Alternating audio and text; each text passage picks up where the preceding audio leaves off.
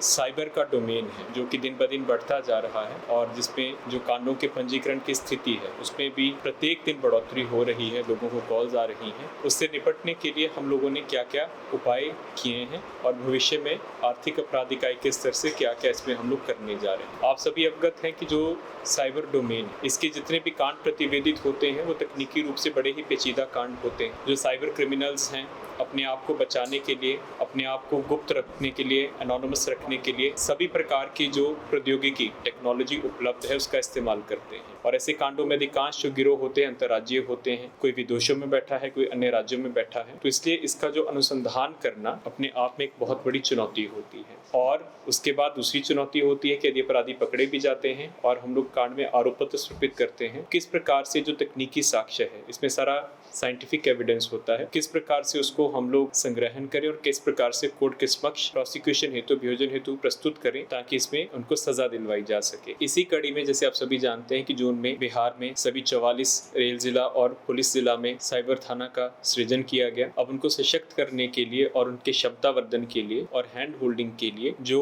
Forensic cyber lab उसका हम लोग स्थापना करने के लिए जा रहे हैं। आर्थिक अपराध इकाई जब से शुरू हुई है, पहले यहाँ पे एक छोटा सा साइबर का हम लोगों का सेटअप हुआ करता था जिसको धीरे धीरे क्षमतावर्धन किया गया। वर्ष 2022 में जो MHA की योजना है, आप सभी ने निर्भया फंड का नाम सुना होगा, उसके अंतर्गत CCPWC योजना होती है, cyber crime prevention against women and children. उसके नीचे लगभग 3.25 करोड़ रुपए की जो हम लोगों को अनुदान प्राप्त हुआ था राज्य सरकार से, उससे हम लोगों ने ये स्टेट साइबर फोरेंसिक लैब कम ट्रेनिंग सेंटर के नाम से इसका स्थापना किया गया। और इसको प्रोन्नत और उन्नत करने के लिए जो लेटेस्ट सॉफ्टवेयर हैं और हार्डवेयर हैं, तकरीबन 12 तरीके का सॉफ्टवेयर और उन्नत तकनीकी का 6 तरीके का हार्डवेयर यहाँ पे अभी तक इंस्टॉल किया गया। हम लोग जो भी जिला से कांड प्रतिवेदित हो रहे हैं उनका तकनीकी अनुसंधान में सहयोग यहाँ से हम लोग उपलब्ध करवाते हैं। लगभग 94 केसेस में हम लोगों ने अभी तक जब से साइबर थाना का सृजन हुआ है मोबाइल एक्सट्रैक्शन एवं अन्य प्रकार का तकनीकी सहयोग उपलब्ध करवा के कांडों के डिटेक्शन में यहाँ से सहयोग दिया है। लेकिन ये बात सिर्फ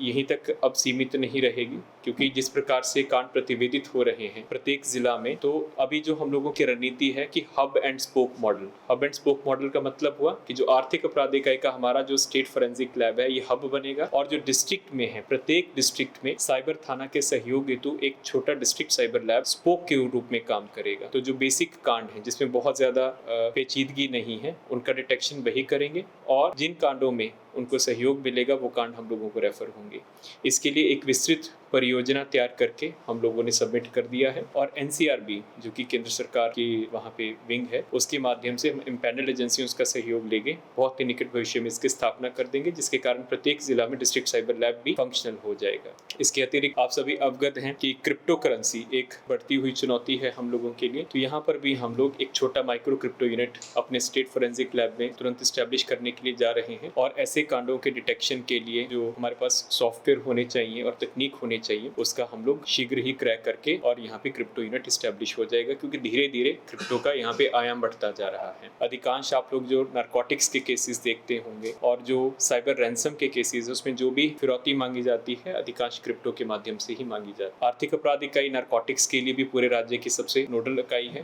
पूरे राज्य के लिए, बिहार राज्य के लिए। और जो भी हम लोगों ने विश्लेषण किया है, जो बड़े बड़े नारकोटिक्स के गिरोह हैं जो कि गांजा तस्करी या अन्य प्रकार के मादक द्रव्यों और पदार्थों में जो सम्मिलित रहे हैं, अब धीरे धीरे डार्क नेट, आप सभी सुने होंगे, डार्क नेट के माध्यम से ही उनकी ट्रांजैक्शंस हो रही हैं, उसी के माध्यम से ही उनकी डील्स होती हैं, उसी के माध्यम से ही उनको पैसा जा रहा है। तो इसी के जब विश्लेषण किया हम लोगों ने, जो अभी केसेस दर्ज हुए हैं और हम लोगों ने NCB के माध्यम से और अन्य लोगों के भी वो लोग क्या क्या कर रहे हैं, तो उसके लिए हम लोग डार्क नेट के विश्लेषण के लिए एक डार्क नेट लेबोरेटरी वो भी निकट भविष्य में आर्थिक अपराध इकाई में स्टैब्लिश करने के लिए जा रहे हैं और ये बहुत बड़ा बिहार राज्य में साइबर के डोमेन में क्षमतावर्धन हो। ये दोनों प्रस्ताव बहुत ही एडवांस्ड स्टेज पर हैं और बहुत ही जल्दी इनका हम लोग क्रैक की शुरुआत करेंगे। 1930 हेल्पलाइन में कि बिहार राज्य अग्रणी राज्यों में है, जिसमें हम लोग लगभग 100% कॉलों को रिसीव कर रहे हैं, जो कि बहुत बड़ी उपलब्धि है, क्योंकि विगत वर्ष में बिहार राज्य बहुत ही नीचे स्तर पे था, पायदान पे था। उसी के नीचे ही क्योंकि जो उन्होंने हमारा प्रोग्रेस देखा है, हम लोगों को तकरीबन 45 लाख रुपया रिलीज हुआ है और उस 45 लाख रुपए के माध्यम से हम लोगों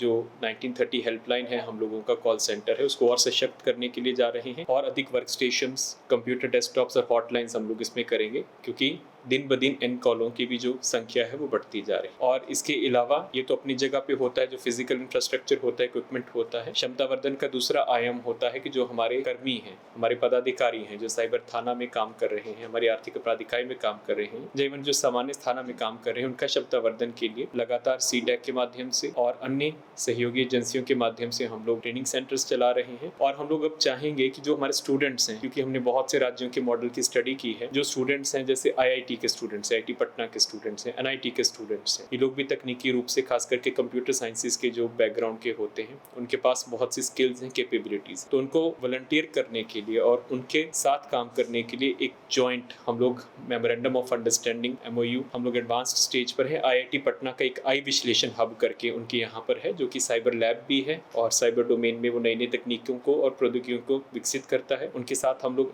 MOU करने के लिए जा रहे हैं, जिससे हम लोगों को उनकी जो कैपेबिलिटीज है, उनकी जो स्किल्स हैं, उनकी जानकारी होगी और इसके बदले वो हमारे साथ जुड़ के साइबर डोमेन में रिसर्च भी कर पाएंगे अपने एकेडमिक परस्यूट के लिए। तो ये भी बहुत जल्दी हम लोग उसको करने के लिए जा रहे हैं। और इस प्रकार से जो आर्थिक अपराध इकाई है, पूर्ण रूप से एक जो नोडल इकाई है साइबर की, इसमें और नए आयामों को जोड़ते हुए इसको एक स्टेट ऑफ द आर्ट इकाई in terms of forensic lab and in terms of training निकट भविष्य में हम लोग विकसित करेंगे।